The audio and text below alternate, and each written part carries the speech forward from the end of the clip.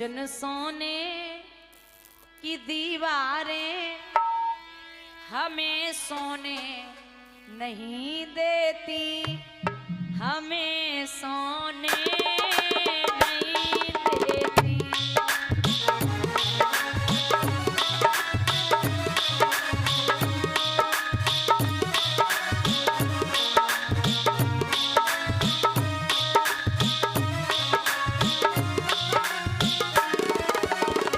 मंदोदरी बोली, आप सोने की बात करते हो तो सुनिए।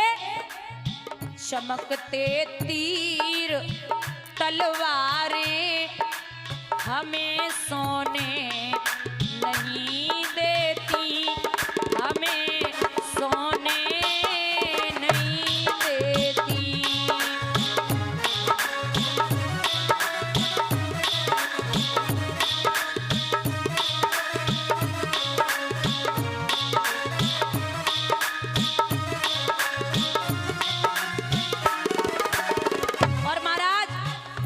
सोने की बात करते हो, सुनिए।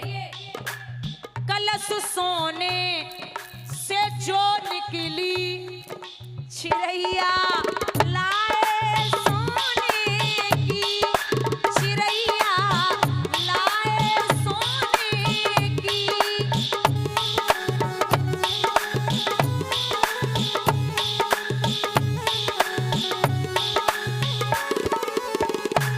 कलश सोने से जो निकली चिरैया लाए सोने की।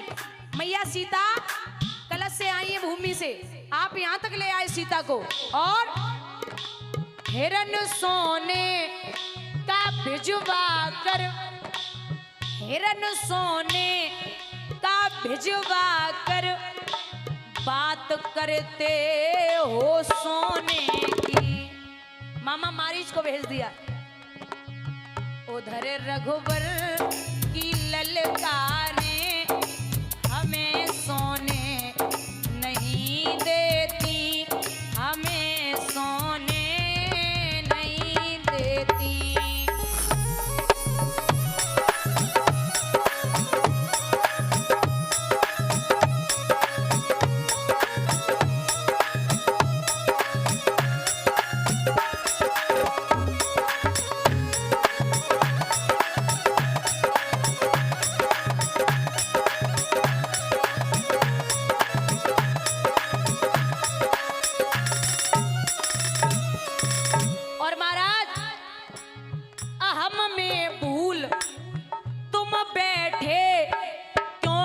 मशहूर सोने में, क्योंकि मशहूर सोने में।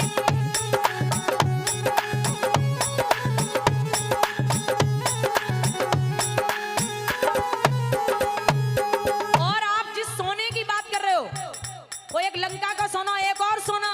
कौन सा? महाबलशाली बलवाला कुंभकर्ण, महाबलशाली बलवाला पाई मशहूर सोने में। उधर सीता की सिसकारें हमें सोने नहीं देती, हमें सोने नहीं देती।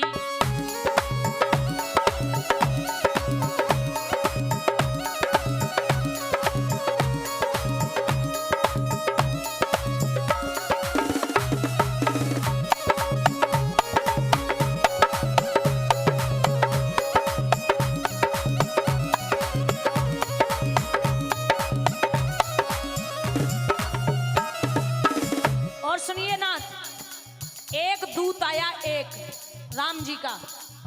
कौन थे? हनुमान जी। उन्होंने क्या किया? लगाई आग जो ऐसी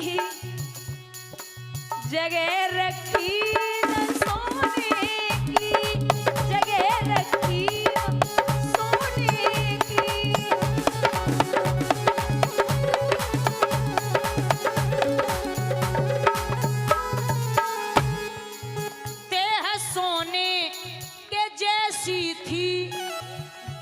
सोने के जैसी थी, फूंक दी लंका अभी तक उसकी ओंकारे हमें सोने नहीं देती, हमें सोने नहीं देती।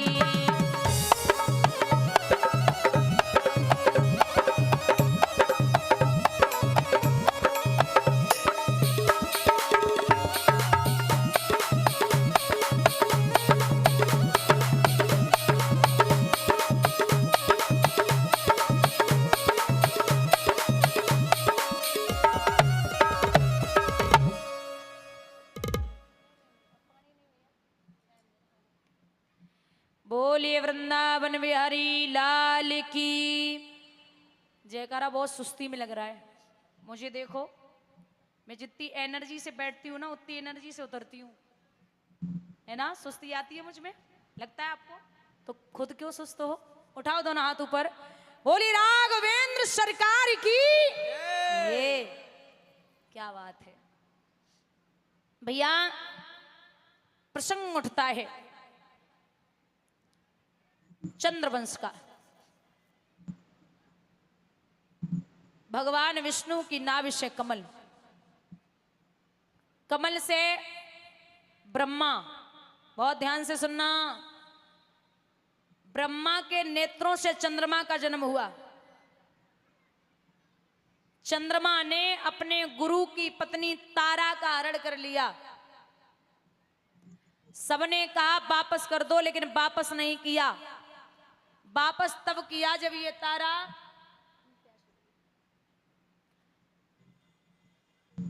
गर्भवती हो गई। गर्भवती तारा को गुरु बृहस्पति जी ने देखा तो बोले रख भी नहीं सकता और मार भी नहीं सकता, क्योंकि गर्भवती औरत पे कभी हाथ नहीं उठाना चाहिए। औरत पे हाथ तो कभी भी नहीं उठाना है। तो बोले कि घर से निकाल दिया है गुरु बृहस्पति जी ने।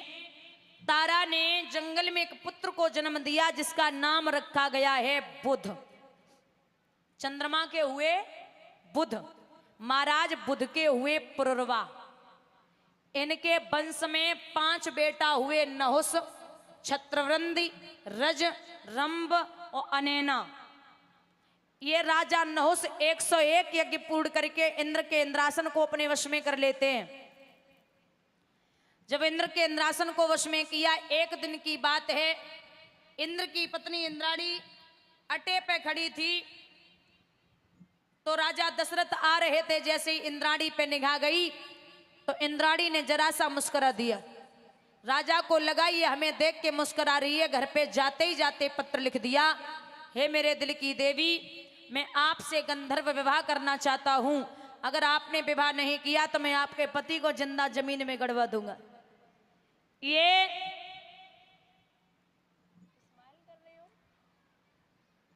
जब पत्र पढ़ा है इंद्राणी ने तो गुरु बृहस्पति जी को दिया। बोले गुरु जी आपके शिष्यों की करामात, ये देखो क्या क्या लिख रखा है। गुरु जी बोले बेटी एक काम कर, तू भी इधर से एक पत्र लिख और उसमें लिखना कि हे राजा नहुस, अगर आप हमसे मिलने के लिए आना चाहते हैं तो आप आए, पालकी में पालकी ब्राह्मण बनाएं और संतों को उसमें लगा करके आए। ठीक है, पालकी ब्राह्मणों से बनवाई गई, संतों को लगा लिया। बोले जल्दी चलो। राजा नहुस बोले जल्दी चलो जल्दी चलो जल्दी चलो। दुर्वासा ऋषि लगे हुए थे, उन्होंने श्राप दिया है कि ज्यादा जल्दी है, जा तू पालकी में बैठे ही बैठे सर्प हो जा। ये सर्प हो गए। इनके 6 पुत्र हुए, अयाति, याति, संयाति, आयति, बियति और कृति। 6 बेटे, जिनमें याति राजा नहुस के, उन्होंने उज्जैन नगरिया को संभाला। याति राजा बहुत अच्छे से राजकाज को संभालते। इधर आ जाइए, एक वृषपर्वा नाम का राजा जो थे ठाकुर, जिनकी बेटी का नाम था शर्मिष्ठा। उनके गुरु हैं शुक्राचार्य, जिनकी बिटिया को नाम है देवयानी, जो शुक्राचार्य जी ब्राह्मण हैं।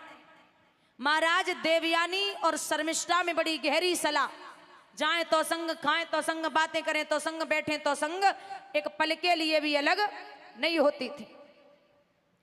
एक दिन की बात है, जो शर्मिष्ठा है, उसने जवाब दिया देवयानी से कि चल बहना, आज हमारा बड़ो दिल कर रो है, सरोवर पे स्नान करवे के लिए चले।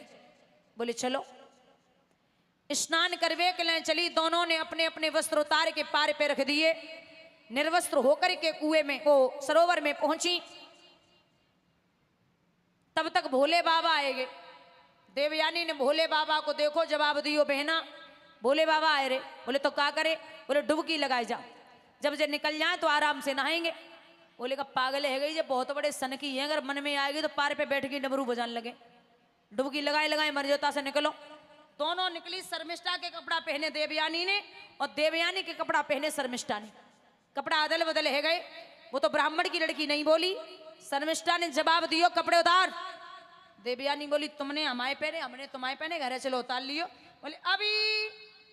बोली भिखमंगी पलती है, खा खा कर भिक्षा दान मेरा, ऊंची पोशाक पहनवे से बदल गया अरमान तेरा, कपड़े उतार। जैसे ही कई कपड़ा उतार सो देवयानी बोली जुबान संभाल के बात कर।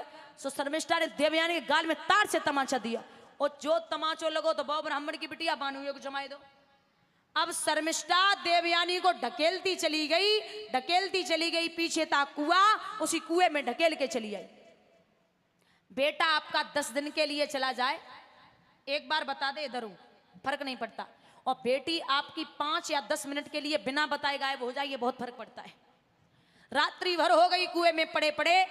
वही राजा याती सुबह जब शिकार खेलने के लिए चले तो देवयानी कुएं में पड़ी है। घोड़ा के पैरन की आवाज जब देवयानी ने सुनी तो जवाब दियो महाराज कौन है, जरा ठहर जाइए। देखा तो कुएं में एक नव युवती पड़ी है। राजा ने पीताम्बर डाला, बिटिया को बाहर निकाला। कौन हो? महाराज मैं ब्राह्मण की लड़की हूं, नाम है देवयानी। कुएं में कैसे आई? मेरी सहेली ढकेल के चली गई। आप कौन? मैं यदुवंशी राजा याती। आप राजा याती हैं? बोले जी। बोले महाराज आपका बहुत बहुत आभार, आपने मुझे कुएं से बाहर निकाला। राजा बोले ऐसे मित्र मत बनाना, जाओ घर जाओ। देवयानी बोली कमो जीवन में काऊ को हाथ ना पकड़ो, अब पकड़ लियो तो जीवन में छोड़े वाली ना हूं। महाराज आप हमसे विवाह कर लो। राजा बोले यादव वंश का हूं, तू ब्राह्मण की लड़की है, विवाह नहीं हो सकता। देवयानी बोली महाराज हमें गुरु बृहस्पति के लड़के कच्छ का श्राप लगाए, हमें गुरु बृहस्पति के लड़के कच्छ का श्राप लगा है, मेरी शादी यादव वंश में ही होगी। बोले कैसा श्राप? श्राप ये है कि गुरु बृहस्पति का लड़का कच्छ हमारे पिता के यहाँ संजीवनी विद्या सीखने के लिए आया तो मैं उस कच्छ पर मोहित हो गई। उसने कहा कि तू मेरे गुरु की लड़की है, मेरी बहन के बराबर है, पूजनीय है, मैं विवाह नहीं कर सकता। तो उसने मुझसे कहा कि अगर तू विवाह नहीं करेगा तो जितनी विद्या मेरे पिता ने तुझे सिखाई है सब छीड़ हो जाए।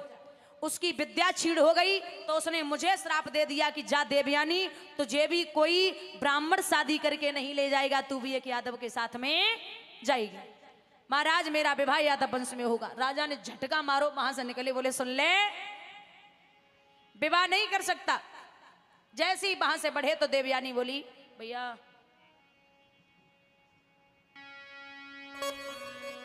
बाएं छोड़ाएं जातो निबल जान की मोई, हृदय सो कढ़ी जाओगे तब सबल जाने तोय मोरे भैया सबल जाने तो।